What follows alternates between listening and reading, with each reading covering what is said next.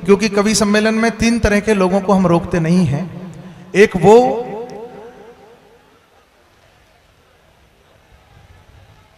जो जे जा रहे हैं मैं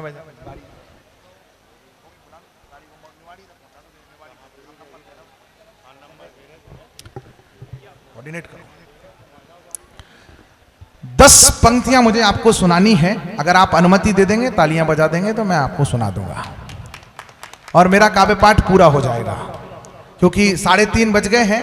3 इतने ही बजे तक हमें चलाने के लिए कहा गया था और इसके बाद कहा है कि अखिलेश द्विवेदी जी को कुछ बुलाना है 4 पंक्तियों के लिए और उनको बुलाना है विनोद पाल जी को, तो मैं बुला दूंगा। फिर दादा मार्तंड जी हमारे समापन करेंगे कार्यक्रम का मेरे बाद।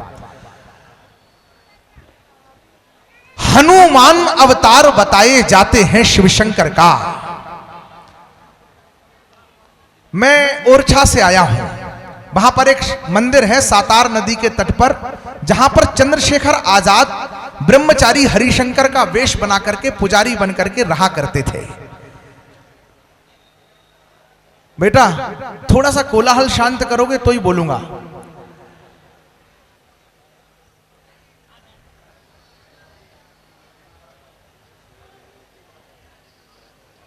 हनुमान अवतार बताए जाते हैं शिवशंकर का, चंद्रशेखर भी वेश बदलकर रहते थे हरिशंकर का।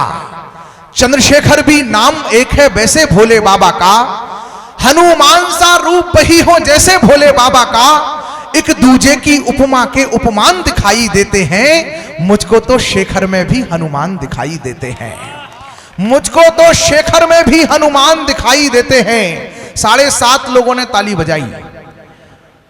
वो सोच रहे होंगे कि कैसे हनुमान दिखते हैं शेखर में, मुझे तो नहीं दिखते।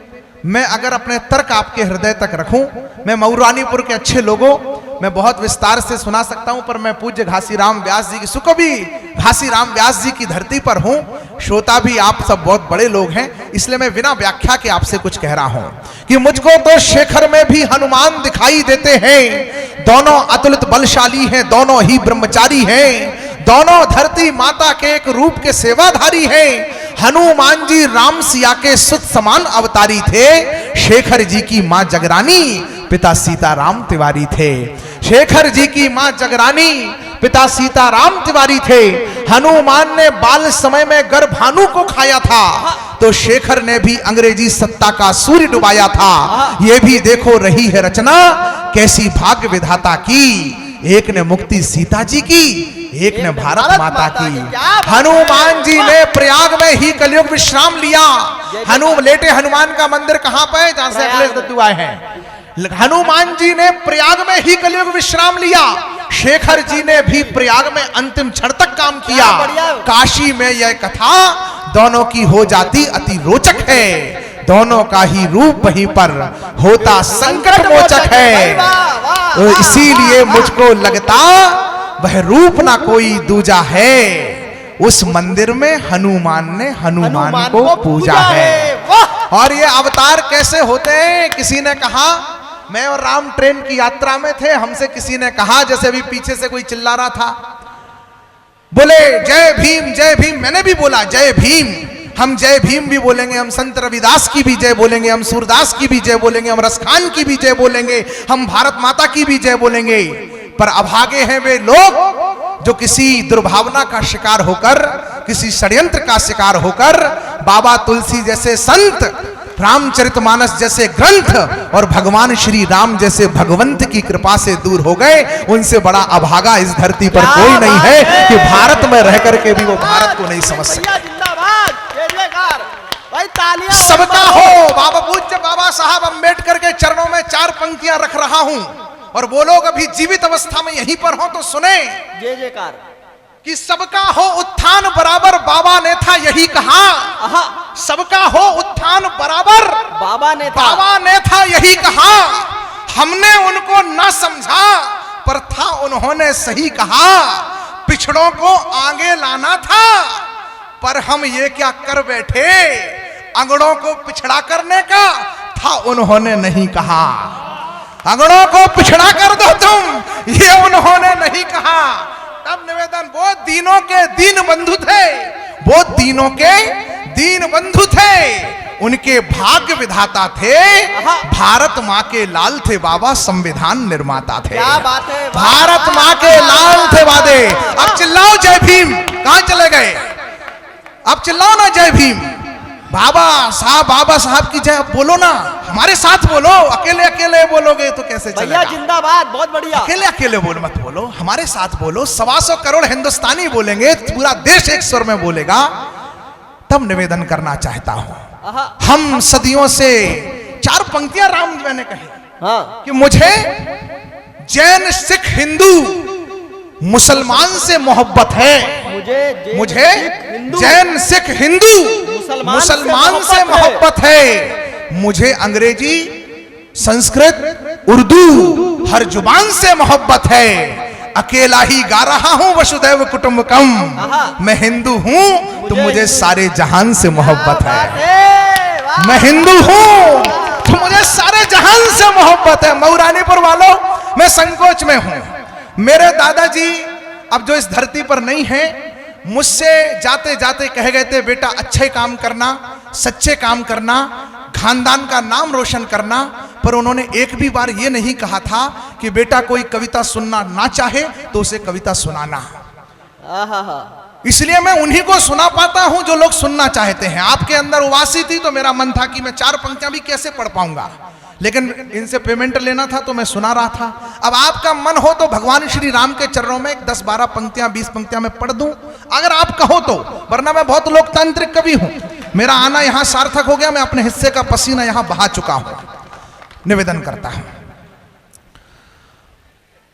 हम सदियों से सुनते आए गाथा अनुपम नाम की। वाह।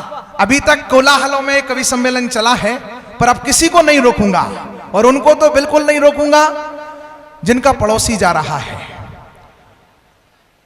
उनको भी नहीं रोकूंगा जो दूसरे की मोटरसाइकिल पर आए हैं। लेकिन इसके अलावा जितने आत्मनिर्भर लोग हों और जिनको अपने घर पर और घर वालों को उन पर भरोसा हो, वो लोग 3:30 बजे रात के भगवान लठाटोर की धरती पर भगवान राघवेंद्र सरकार के बारे में 10-12 पंक्तियां सुनने का मुझे मन बनाना।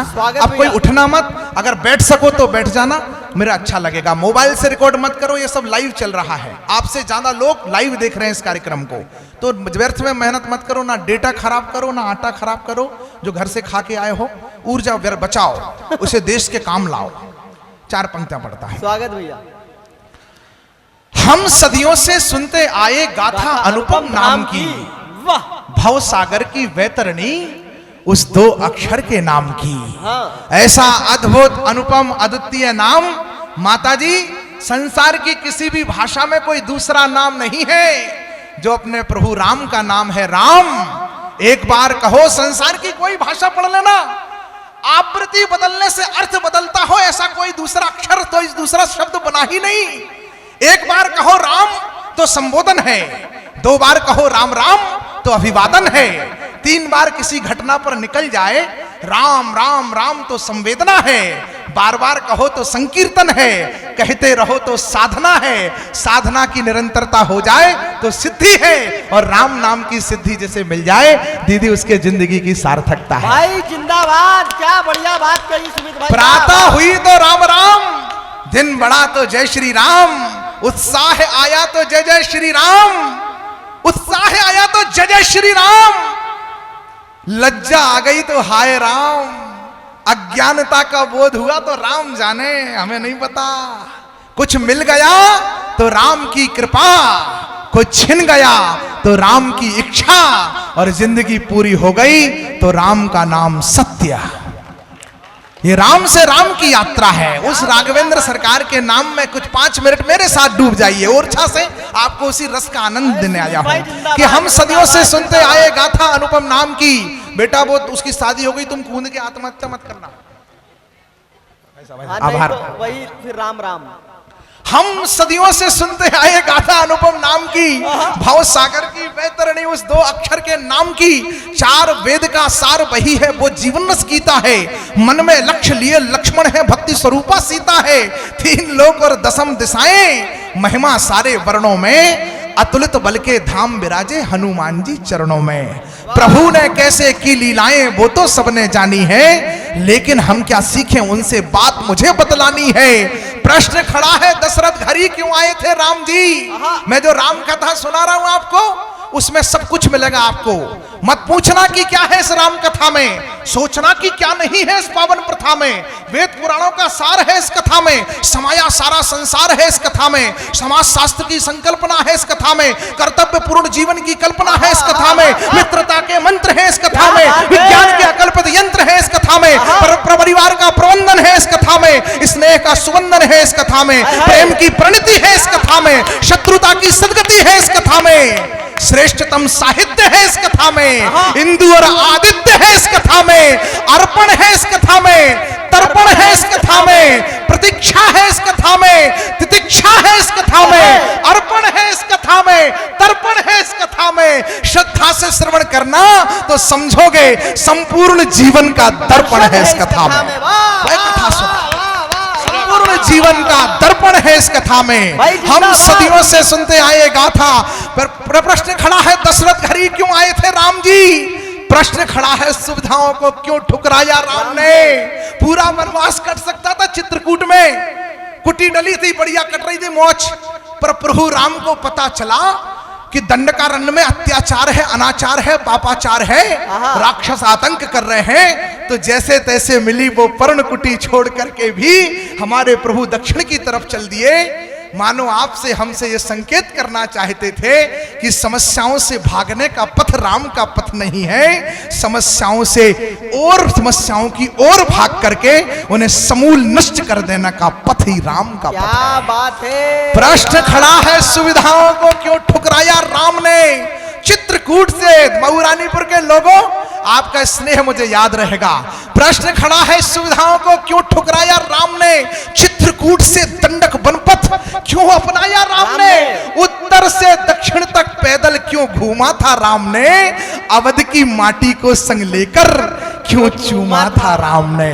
अवध की माटी को संग लेकर क्यों चूमा था राम ने? प्रभु ने आकर संबंधों को, एक अंतिम 4 पंक्तियां पढ़ रहा हूं, प्रभु ने आकर, आपकी ताली की ध्वनि जहां कम होगी वहीं मैं बंद हो जाऊंगा। प्रभु ने आकर संबंधों को एक नया अनुबंध दिया, जिस रिश्ते की जो मर्यादा उसको वही प्रबंध दिया। भाई साहब, मैं ब्राह्मण का लड़का हूं, मैंने वेद शास्त्र उपनिषदों का अध्ययन किया है, बहुत अच्छे से अध्ययन करने की कोशिश की है। मैं इस्लामिक किताबें भी पढ़ता हूं, नब्बी भाई, मैं इस्लामिक किताबें भी पढ़ता हूं, हदीस कुरान भी मैंने पढ़ने की कोशिश की है। कहीं में किसी में कहीं नहीं लिखा कि माइक वाला ताली नहीं बजाएगा। आपको भी अच्छा लगे तो कहीं बीच बीच में अपने मनुष्य होने का सबूत देते रहो। प्रश्न खड़ा है सुविधाओं को क्यों ठुकराया राम ने? चित्रकूट से प्रभु ने आकर संबंधों को एक नया अनुबंध दिया, जिस रिश्ते की जो मर्यादा उसको वही प्रबंध दिया। क्या इतना कि रावण को यमलोक उन्हें पहुंचाना था? ये नई पीढ़ी ये जान ले कि इस धरती पर राम जी आए क्यों थे। हमें बताया गया कि मानस कहती है कि राम जन्म के हेतु अनेका परम विचित्र एक एका, हरि अवतार हेतु जह होई, इधि मिथ्यम कोई जान न सोई, सत्य संध पालक श्रुति सेतु, राम जन्म जग मंगल हेतु। अनेक अनेक कारण प्रभु के आगमन के बताए गए हैं। और हमें तो यह भी कहा गया कि वो राक्षसों को मारने आए थे, किसी ने कहा कि वो अनुसुईया मां की गोदी में लीला करने आए थे। साथियों, क्या इतना कि रावण को यमलोक उन्हें पहुंचाना था? जैसे हिरण्याकश्यप को मारा वैसे मार करके प्रभु 1 मिनट में जा सकते थे, पर 14,000 वर्ष का जीवन नारायण ने नर रूप में इस धरती पर अगर जिया है तो कारण कुछ बड़ा होगा। मऊरानीपुर के लठाटोर भगवान के भक्तों, कारण कुछ बहुत बड़ा होगा, और उस बहुत बड़े कारण पर अगर उंगली रख जाए तो आपकी गगन भेदी तालियां मुझे विदा करें कि क्या इतना कि रावण को यमलोक उन्हें पहुंचाना था, या भक्तों को दिया हुआ कोई उनका वचन पुराना था, पर भक्तों की झोली तो वो पल में ही भर सकते थे और सीधे लंका में जाकर रावण वध कर सकते थे। पर भाता है प्रभु को जो। अब कितने लोग राम जन्म का हेतु समझेंगे? राम जी की नगरी का एक छोटा सा बालक कहने की चेष्टा कर रहा है कि क्या इतना कि रावण को यमलोक उन्हें पहुंचाना था, या भक्तों पर दिया हुआ कोई उनका वचन पुराना था। जेब से हाथ निकालो, तुम भी ताली बजाना। यद्यपि तुम ऊंचाई पे बैठे हो और ऊंचाई पे बैठने से अकल कम हो जाती है, लेकिन कोशिश करना कि तालियां तुम्हारी भी बजे।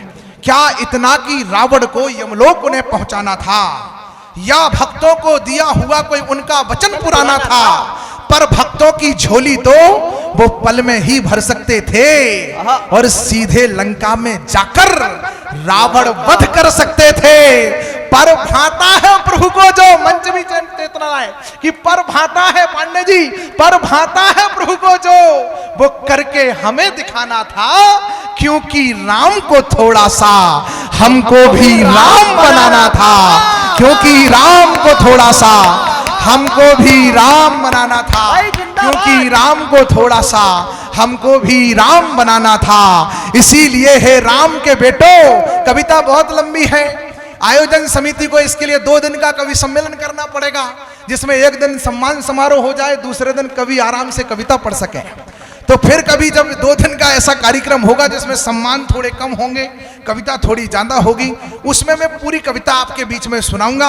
अभी कविता का अंतिम पार्ट आपको सुना करके जाता हूं। कि इसीलिए है राम के बेटो कर्म के पथ को अपनाओ। वाह। राम स्वयं है रूप धर्म का। धर्म के ये भी राम स्वयं है रूप धर्म का। पावस भैया, ये राम स्वयं है रूप धर्म का। धर्म के पथ को अपनाओ, वरना धर्म भी जीवन में फिर कष्ट कष्ट भर देता है। नहीं अपनाया तो क्या होगा धर्म का पथ? मोबाइल के सिग्नल नहीं आएंगे, मोबाइल रिचार्ज खत्म हो जाएगा। अरे नहीं लड़को, अगर धर्म का पथ नहीं अपनाया, और धर्म पूजा पाखंड नहीं है, पूजा पाखंड धर्म नहीं है। धर्म कर्म में बंधा हुआ हर कर्म निभाना पड़ता है। जो जैसा है उसको वैसा कर्म निभाना पड़ता है। धर्म कर्म से कभी कोई निरपेक्ष यदि हो जाता है, वह उसी समय पर पतित और मलेच्छ तभी हो जाता है। हम जिस बहुत सारी बातें कह सकता हूं, लेकिन मैं केवल अंत में आपसे ये कह रहा हूं कि वरना धर्म भी जीवन में फिर कष्ट कष्ट भर देता है। क्या हस्र होता है। मैं ओरछा से आया हूं, हमारी रानी गोद में बिठा करके रामलला साक्षात राम रूपी धर्म को गोद में बिठा करके लाई है। पुखन पुखन चली ओरछा।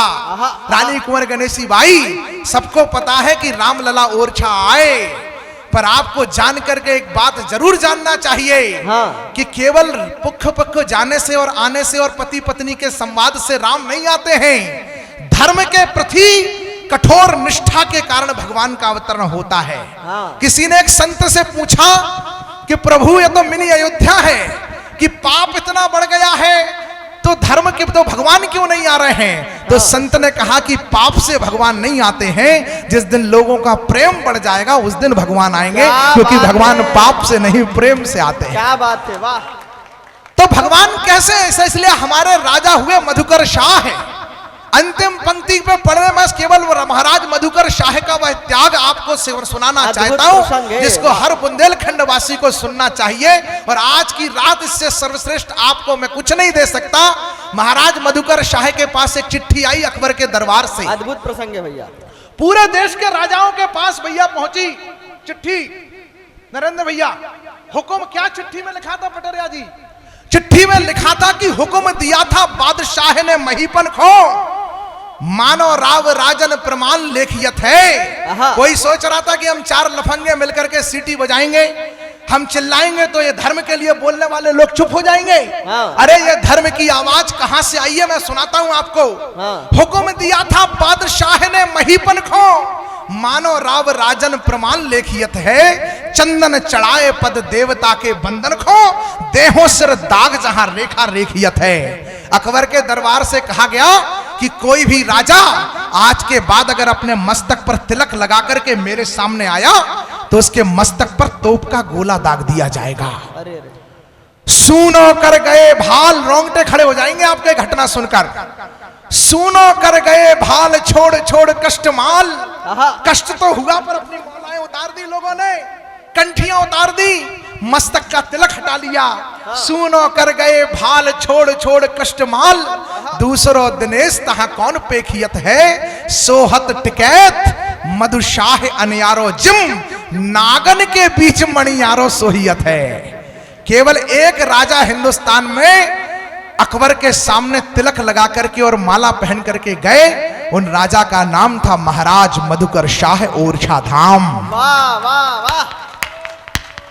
तिलक विचित्र ओरछा के नर नाह का, देख चकराया चित्त अकबर शाह का, और गुस्से से बोला हुआ अकबर महाराज मधुकर शाह से कि मधुकर शाह, तुम्हें प्राणों से प्यार नहीं है क्या, जो मेरे आदेश की अवहेलना करके आए हो।